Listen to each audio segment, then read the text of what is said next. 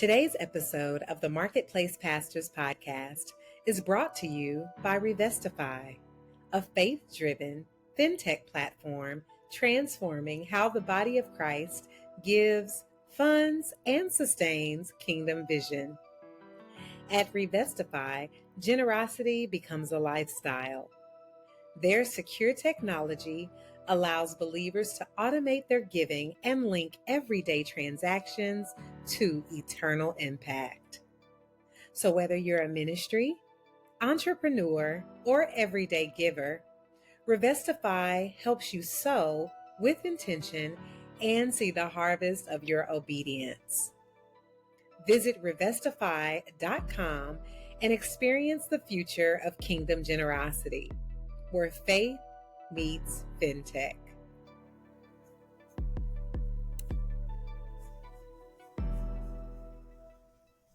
Well, welcome to yet another amazing episode of the Marketplace Pastors podcast, where we partner with the Holy Spirit to shift paradigms, serve purpose-driven leaders, and bring heaven's strategies into the marketplace with the perfect love of God. I'm your host, the Marketplace Pastor, Chai, like the tea, and today we're stepping into the boardroom of generosity, technology, and kingdom impact. Joining us in this session is Molubah Seley, co-founder and CEO of Revestify and Vendspace, two platforms reimagining generosity and income creation through technology. With a background in cognitive development and neuroscience, he blends strategic innovation with human insight to build scalable marketplace ecosystems. As a former U.S. Marine and award-winning entrepreneur recognized by J.P. Morgan MEDA for Innovation, Molubah leads with discipline, purpose, and vision.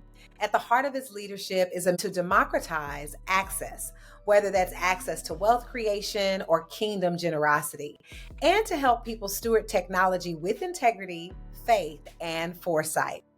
Be sure to listen all the way through because this conversation will challenge you, encourage you, and equip you to act. So grab your journal, open your heart, and welcome into the boardroom, Molubah Seley. Come on in the room, sir. Hello. Thank you for having me here today. So let's go ahead and get into this conversation. First and foremost, I am so excited that you're here in the boardroom with us today. I'm so excited just about the amazing things that you're building. And I was so grateful to meet you at Twin Cities Startup Week. I was like, oh my God, every place that the Lord tells me to go, I meet the most amazing people that are right in alignment with either what I'm looking for or maybe one of the people that I'm working with as a coach or a mentor, or even my daughters are looking for to, scale their businesses or to look for passive income streams. And so when I heard you talking about this God idea that you had, I was like, he has got to be on the podcast. So thank you so much for accepting my invite. Thank you so much for having me on. I think it's such a blessing just to be able to have a conversation and share all the crazy ideas and the things that we're doing, and just have the opportunity to speak to people and to speak with you. I think it's going to be phenomenal. So thank you for having me on. It's an honor. For sure. So let's get into this thing, right? Because, the title of this episode is Reimagining Generosity, where faith meets FinTech, right? And so every kingdom assignment begins with a burden, right? Or a revelation. And so can you take us back to that moment when the idea, we'll start first with Revestify, was born? Take us back to like your journey with the Lord and how you just all of a sudden heard God say, this is what you need to do. And then we'll just take our listeners on a journey of how you went from idea to implementation to pivoting, right? When you felt like you needed to pivot, and then how you've been able to scale and grow your business. Yeah, so when it comes to Revestify, I think one thing that I always keep in mind is that God doesn't always give you the entire revelation right away. Sometimes God gives it to you in chunks. right? And when you're going through it, you're seeing it, he gives you pieces that you can start to put together. And then at the end, you kind of see all of that kind of made sense, right? So sometimes your initial inclinations might not be the end result, right? And so Revestify actually started a little bit about myself. I was in the Liberian Civil War as a child when I came here around 2006, 2007. And I still have a lot of memories from that. And I left my mom in Liberia as well. And so I came here, went to school, studied neuroscience, and I was still scraping for, for dollars to send her. And so one day I was in Chipotle in my car. At that time, I was a property manager, and I felt really bad. I'm like, man, I'm eating Chipotle right now. Well, I wish like my mom had some money to eat some food, right? And so it was trying to make that decision of like, okay, who's gonna eat here? So I felt very convicted, right? I think it was that conviction that started that. And so what I did was I thought about it. I'm okay. What if I can create something wherein wherever I eat, whenever I eat, she also eats, right? And so whenever you eat, they eat. So I'm like, okay, cool. There's Acorns. What can we create a platform like Acorns, but that also automatically and streamlines giving whenever you're buying something at a store or buying something, paying your Netflix bill, just all the random expenses that we incur in America, right? And so that's when that first piece of the revelation came in. Revestify was born, and Revestify was meant to invest in people. It was an investment in people. So you're investing in something that's even way more valuable that you can't really count the blessings on your fingers whenever you invest into the life of somebody else. And so that's how Revestify came along. I thought about the idea. And one thing about me, when I do toot my horn a little bit, if I think about an idea, man, I just gotta do it. I just have to do it. And I think that's one of my biggest weaknesses is that I have a lot of ideas and I just have to execute and so I called up a really good friend of mine, Maya at Carleton College. We went to college together. She senior software engineer at J Morgan Chase. I'm like, hey Maya, I have this idea. XYZ, whenever you eat, they also eat. And she's like, oh my God, I love it. And so we started to put together a team to create that. And then soon after, we saw some challenges, on some unforeseen challenges, just related to money transmission, money transfer, and a bunch of other, KYC and just compliance issues, the whole fintech yard. And so we're like, okay, we're not a money transmitter. We don't have like all the necessary resources right now to do that. But what can we do now, and how can we turn this energy and this passion into something that can still be beneficial to a lot of people, even though it wouldn't be beneficial to sending my mom and other family members food or money over time? Because the initial idea is whenever you're eating, buying something, that money builds up little by little, even if it's a dollar or 5 cents. And then they're able to withdraw that once it hits a threshold on that side. So we thought about, okay, how can we pivot? How can we turn this energy into something else? And that's when we're like, okay, cool. We can also leverage our current resources, which is our talent, and just our pure willpower and pure grit to create something, even if we didn't have the finances to bring it into full fruition. And so we thought about, okay, um, what are other applications where people might also need finances and need donations? And we thought about the church. The one thing, like, I also go to church. I go to church. Everyone in our Revestify group is of a faith based or is very faith led. I would say faith driven. And so we're like, okay, this is going to be an easy pivot, a very easy pivot, because it really aligns with what we're trying to do, and we can see how it can make a huge splash in the U.S. as well.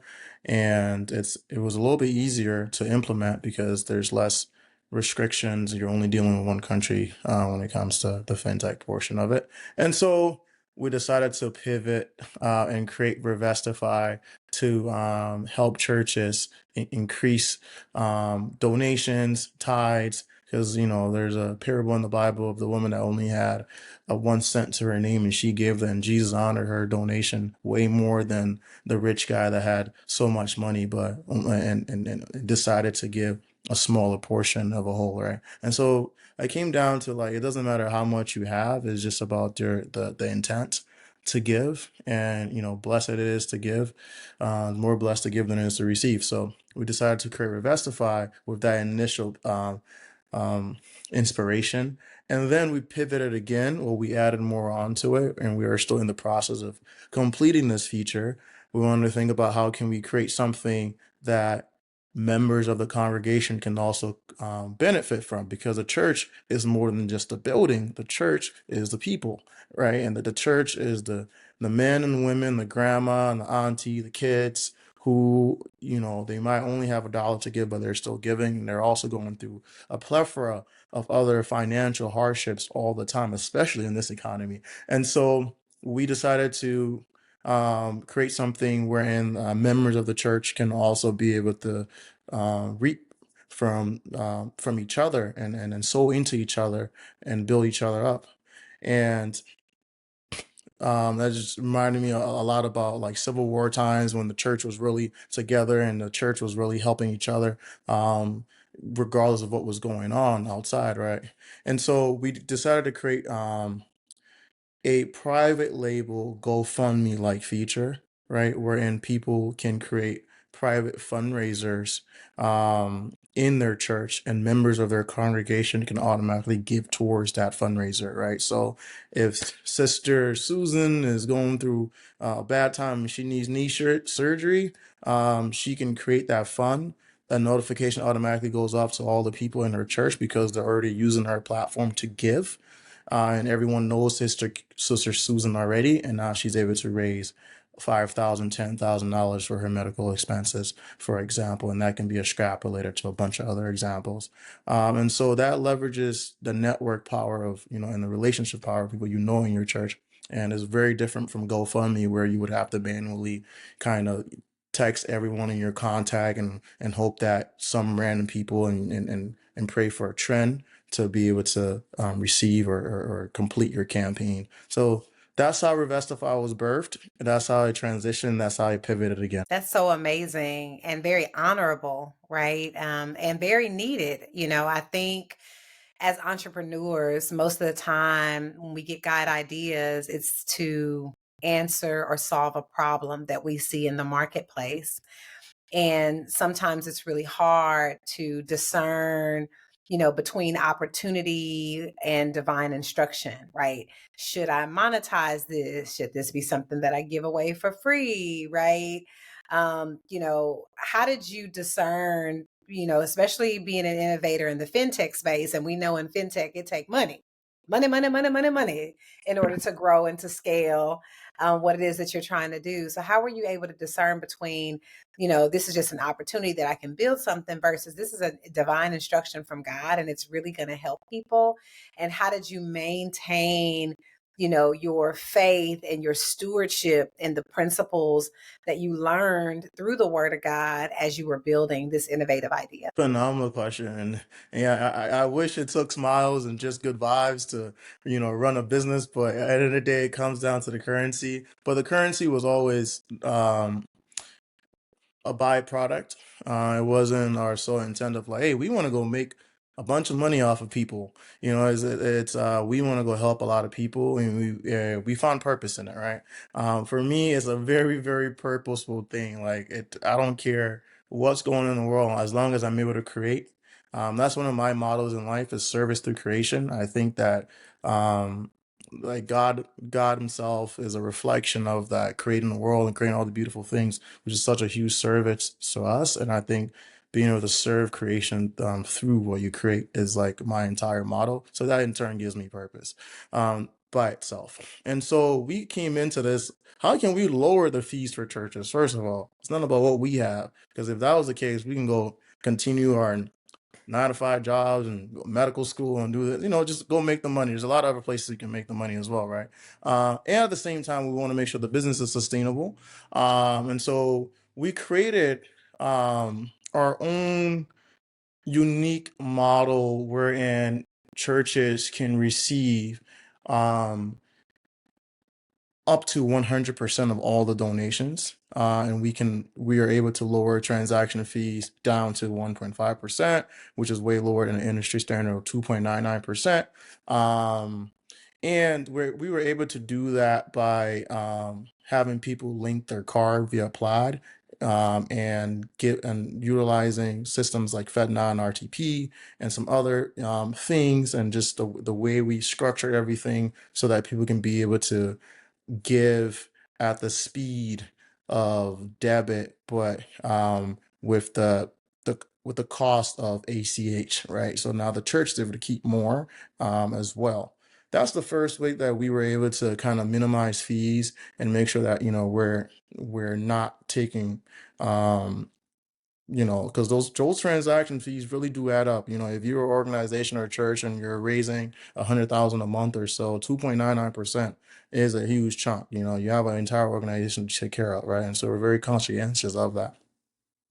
The second thing is, even for our Revestify crowdfunding platform, like I just talked about, we we we don't charge fees on that. That is just purely tips. If whoever is given decides to tip the platform, that's how we sustain ourselves as well. So, and we know that the more we grow, the more that we add on, God will continue to bless us in different ways at scale and at volume. So the more people we serve, the more we can get out of it, the more we can be blessed as well, and we don't have to squeeze a few institutions for all their coins.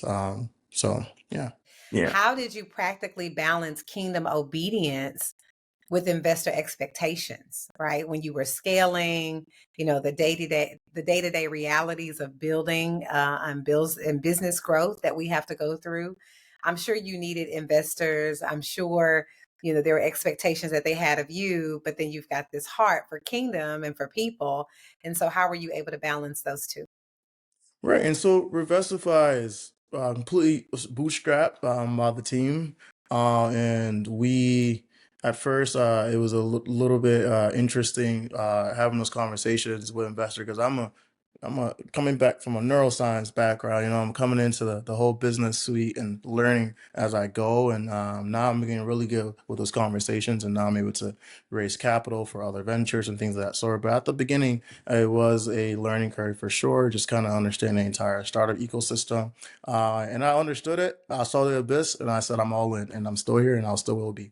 And so the way I was able to keep stable in all the turmoil, I would say, is I went to my friend's church, and his mom and dad preached there, and they told me I went to go present Revestify to them after church, and they told me, how does it feel? They asked me, how does it feel to use your gifts for the purpose of God and the kingdom of God? I never felt so much purpose in my life before. That just felt like the most wholesome, rewarding moment ever. I'm like, I'm happy. I'm happy. Regardless of whatever happens in life, I've made it. Literally, I am able to utilize my gifts in the way that I want to do it for the kingdom of God. And that's, for me, is the equation to like happiness. And so that's how I was able to do so, because it was really for purpose and not for gain. That's so good. That's so good. I love that. Mhm. So you've given some really practical examples of how the church can use Revestify. And of course, you all know that you can find the link in the show note. This episode is actually sponsored by Revestify. You can go on the website, of course, and schedule a consultation or, some type of user experience. What does that look like for someone that wants to engage with Revestify, whether they're a nonprofit or a church or an individual? How does this experience work for us on this end? Yeah, so if you go to a church, first of all, I would encourage you to bring the platform to your leadership, your church leadership, or if you have a nonprofit, bring it to leadership as well, because it is an ecosystem. We do need the organization to have approval on it for us to be able to have our services within the organization. So that would be the first step. And then the second step would be downloading the platform, and we will come to you, especially if you're in Minnesota. If you're not in Minnesota, we have other means of helping your congregation on board. But if you're in Minnesota, we will come to your church. We will help your entire church on board, make sure everyone is taken care of, and help everyone set up as at the same time. But yeah, that's the process. And you can go to revestify.com. There are links on the website that will direct you to the App Store, or you can just go onto the App Store and spell out Revestify, and you can download it from there as well. That's awesome. Yeah. So now we're going to pivot into the second platform. You've built two platforms that make wealth creation and generosity accessible, right? And so let's talk about this other amazing platform that I'm super excited about, because I'm in a space right now where I'm looking for passive income as I do missions work in Africa. And so let's kind of talk about this second platform, which I know is your baby right now, and that's Vendspace. Yes, Vendspace. At the Vendspace team, we have like an inside joke that like vending just doesn't leave me alone. It follows me. Backstory. When I first got done with college, I was in the house with a bunch of entrepreneurs and econ majors, and we were just talking business all the time. And that was like my first idea was, hey, I want to start a vending company. And they told me, hey, if you want to do that, you should have a good, like, strong differentiator. And so I decided to start a multicultural vending company and serving snacks and beverages from around the world, reflective of different demographics at their jobs, at the place they play, the place at their apartments, just serving snacks and beverages and different products that represent them, right? It's truly inclusive. And so that caught fire, and we were able to sustain ourselves with that as well, and learn a lot. I'm so glad. It goes back to the whole revelation part again. Like, God gives you what you can handle. And for me, I think vending was the perfect start for me because I could understand scaling a business, and all the different segments of a business, and the systematic approach of a business. Um, because I started small and I was able to scale and scale and scale, right? And so that was such a blessing. And I got out of vending because I actually lost my biggest contract. So I was actually vending for a very, very large organization in Minnesota with tens of thousands of employees. And a good portion of it was my fault because I didn't have the finances and resources to again continue to scale that. It was a cash intensive business, and it was a lot of opportunity at the same time. But I lost my biggest contract to the biggest vending company in the US. I would say they make billions. And so that was an eye-opening moment for me. And at the same time, when I lost it on the day that I was supposed to sell it to someone who were going to pay like a good amount, six figures for it. And I'm like, okay, this is great. This is like a really good location. I'm gonna sell it. And that also illustrates how vending can also be an asset. We'll get to that later.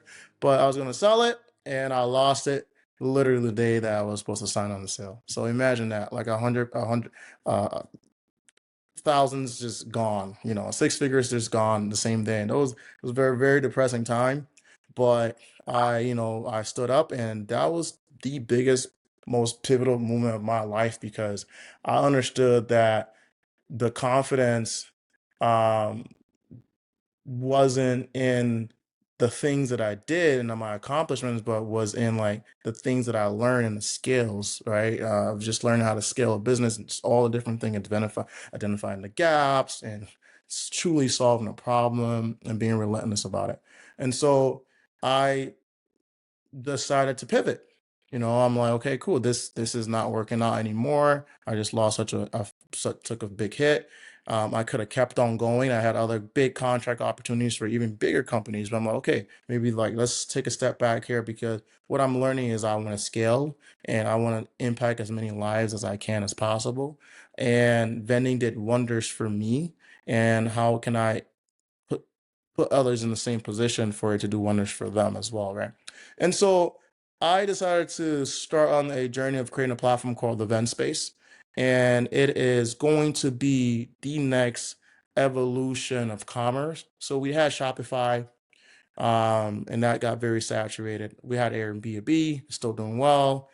We had Uber. People were able to make passive income through Uber as well. And so now we're creating the vend space, a new era of vending. We're futurifying vending, where people can also be able to automate their income the way everything else is being automated right now.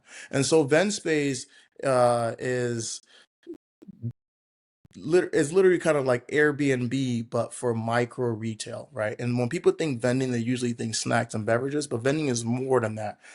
I don't know if you guys have seen the Labubu machines, pop art machines that are all around the malls. You can literally sell nails and you can also sell eyelashes. You can sell clothing. You can sell electronics. You can sell food products. You can sell specialty products, multicultural, whatever that can be sold. You can have it in a vending machine. And the vending machines nowadays have gotten so much more better. Like the technology is so much better. You don't have to put in the coils anymore. These arms can come and pick the products up and vend it out. Anything can be vended. And so what we're doing is we're creating a platform where we're connecting vending locations to to entrepreneurs who are interested in vending. And we're also connecting restockers to help those entrepreneurs restock their locations. So we're taking a system that's already passive because you can already make money in your sleep with modern day vending machines and micro markets and office coffee services. Now you can really make it in your sleep and you can snore because you can have people restock your location for you on like a gig economy layer type of approach, right? So now we're taking this huge market that's about to be 100 billion globally and 33 billion in the US by 2026. So this huge market, and we are democratizing it. We're making it way more accessible, and we're showing people how you can make more money, automate that, and also have assets that you can sell, like I did that I was supposed to do that location that I lost, right? And so we are truly revolutionizing a space that has been forgotten about. And we are giving it some digital love and we are making it way more accessible for the masses. And so wait for event space because it's going to be amazing. And I am so excited. This is definitely something that I'm going to be doing with my daughters, to set up for my grandson. Actually, he's going to have one in his name, right? He's only 4, but he's going to have he's going to have some coin coming in, right? Oh yeah. And I think it's a great way for you to be thinking about, building for the future and thinking about multiple streams of income, especially passive, because, most of us work long business days already. And we know that even what we do at 40 hours a week, sometimes it's not enough just to live. So you have to have these multiple streams of income, especially if you want to give to missions or if you want to give to your local church or you want to help with local initiatives and things like that. You have to have income streams, and I believe that God is raising up people like you for such a time as this, who can really help people look at additional ways to do that outside of the already saturated markets. And you mentioned that thing, it's like an idea gets out there, it pops, and then everybody jumps on the bandwagon, and so you're hearing it here first, y'all. Like I'm There telling we you, go. you're hearing it here first. On the Marketplace Pastors podcast, my family is already invested in this mission to do this work. And we're excited about what you're building and what you're doing for the future. And so when I think about innovation, when I think about the marketplace, that word innovation really comes up for me. And I'm constantly asking God for God ideas. Mm, Ideas in this, this era of AI, God mm, ideas in this era of taking something that's been done maybe for years and looking at new ways to do old things, right? like you said, systematizing things, right? Another part of your vision is democratizing things, right? So not making it just about you, but also helping other people, right? Grow a business, scale a business, training, support, development. And that's what it's about. To me, that is what this is about. And that takes us back to the Book of Acts model, right? Where everybody had everything in common and nobody was in lack. Nobody was missing anything. We all supported each other. We made sure that we were all okay. And I think that is really important because in this age of social media, we've become very selfie focused, right? And we forget that your sister next door, your brother down the street, if they don't have their needs met, guess what? They're going to be stealing. They're going to be breaking in your house, right? They're going to be destroying your community. But if you can be that light and give back and show them that you care or offer an opportunity, right, to be able to make that income, then oh my God, we'll be creating a beautiful world. So I'm so glad that you shared that. And I'm glad that, God has given you this heart for mission, right? That's really what it is. It's mission. You have a heart for missions. The marketplace is often described as a modern mission field. So how do you see your company as a ministry in disguise? Yeah, I mean, even with like my first vending company, Wogs Vending, I put it into my mission statement to give 10% back to the organizations or just a charity as a whole. I really do believe in giving back. And giving back that doesn't necessarily have to be monetary. Just using all your skills, your resources, any type of resources, to be able to invest into someone else, is it's huge, right? I think that's where that cultivation comes in, and you being able to cultivate other people and also being able to contribute to the life of it. You can contribute in different ways than just physical currency as well. And so I think if you're sitting there and like, man, I wish I can give 1 million to my church, I wish I can give like this much money to this person, just know that like your time, your life, your energy is way more valuable than any lump sum amount of money. And just being able to like, give back in those different ways where you can be able to use your time. Because if I were to sit back and think, hey, I need this much money to even get started, I would have never started, right? Because I think it is the time and energy, and once you're able to focus and put all your time and energy towards focal points, which, like I said, is one of my weaknesses is just the focal point. But at the same time, is a gift as well because I do see myself as a parallel, and I call it parallel entrepreneur, being able to build different things in parallel. But at the same time, really grabbing for focus and making sure that I'm focused as well. So yeah, being able to use your resources and contribute in other ways is also amazing. Yeah. Yeah, yeah, for sure. I love that parallel entrepreneurship. I'm one of those too. I'm always building like two or three things at the same time. And the next thing you know, all of a sudden you're like, when did she start that business, right? Yeah. They used to call us serial entrepreneurs, but I love that term, Yeah. parallel Parallel. building. Okay, so I have another question. As we kind of tie a bow on this beautiful episode, I have so many questions for you. I mean, it's just, we could probably talk for a whole nother hour. Can you share a time, when your faith was tested in business and how you saw God's hand turn that moment into a testimony? I remember you sharing something with us at Twin Cities Startup Week, and you kind of alluded to it a little bit. But how was your faith tested, and how did you see God come through for you on the other end? No, for sure. I think like I always say, like business sometimes is literally just looking at the abyss, looking at, here's the thing. I literally told my pastor this last Sunday, because uh, he had a sermon about when he first moved, when his parents first moved to the US and they couldn't pay for rent for a few months, and there was a certain gentleman that came to their apartment unannounced, to the apartment complex, and paid for their rent three or four different times, and they couldn't afford the rent. And to this day, they didn't know how that happened or how it conspired. The reason why I mention that is sometimes we forget about what God has carried us through, And if we can just remember all the different things that he's carried us through and we're here now, it doesn't matter what's in front of us. It doesn't really matter like what's going on. So even when I was going through like hey, I was like really down for a moment there when I lost that huge deal. That also spiraled into a lot of other like financial things and really, but at the same time, like, hey, God has literally delivered me for from an entire civil war before. God has literally brought me here having this opportunity. God has brought me through much worse before.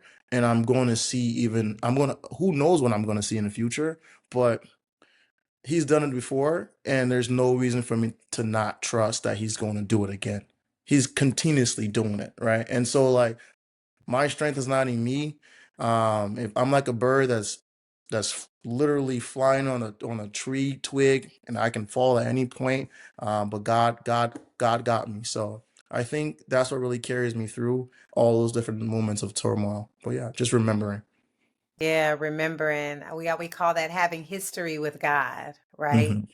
And so when you have history with God, sometimes you're doing something new, but he's the same God. His word says that he changes not, There right? we go. Yep. And even though your situation and circumstance may be different than the last time, he's still the same God.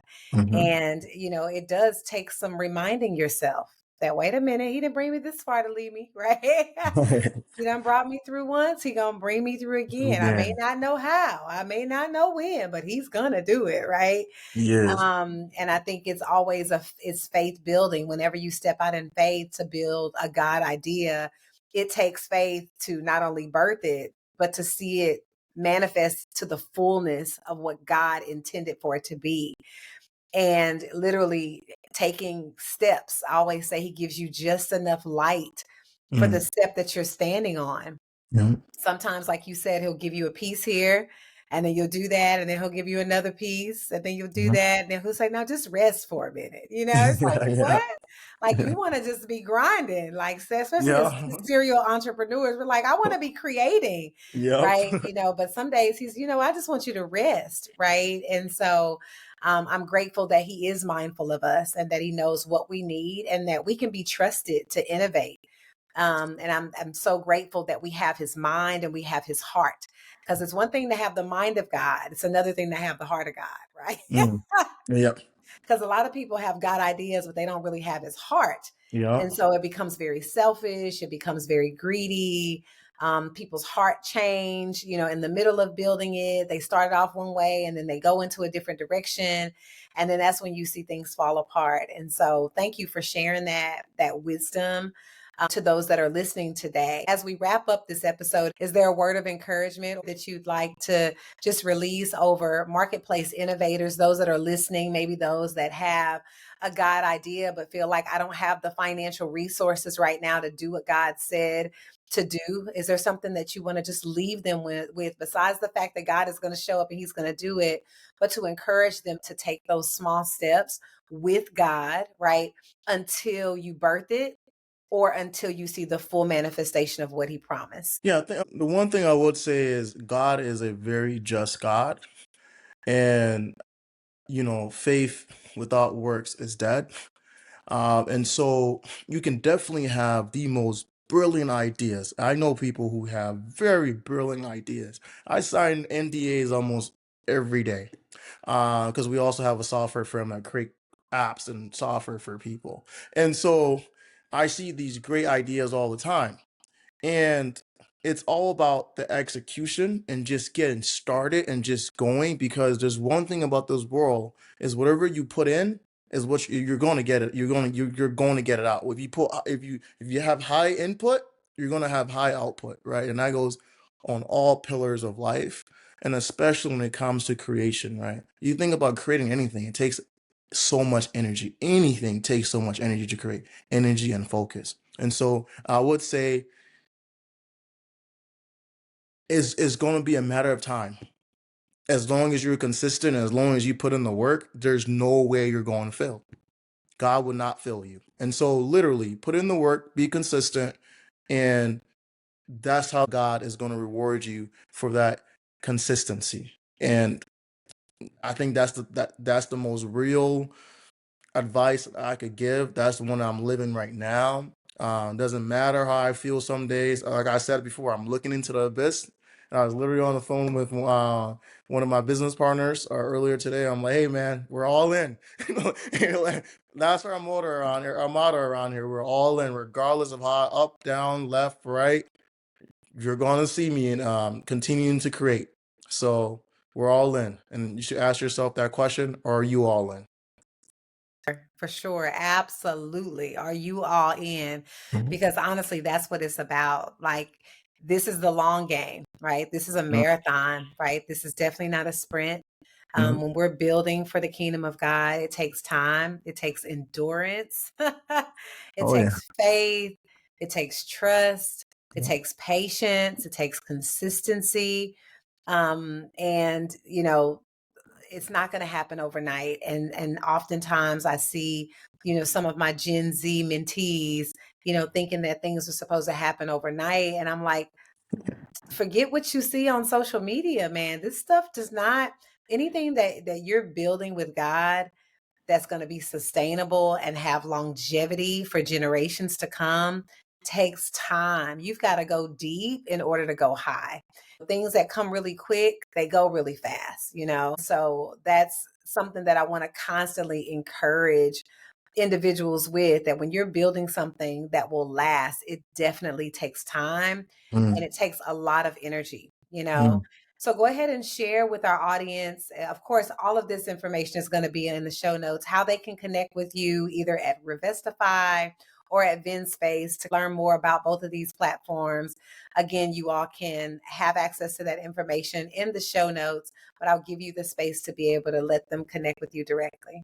Yeah, and so I love talking with people. I love meeting new people, even if it's virtually or in person. I The best way to connect with me will be on LinkedIn. So my first and last name, Molubah Seley, on LinkedIn, and I also have a link in my bio for a coffee chat. So we can do a virtual coffee chat. We can chat, be about whatever, right? And so I do have some time allocated for that, and so I'll love to connect with you as well.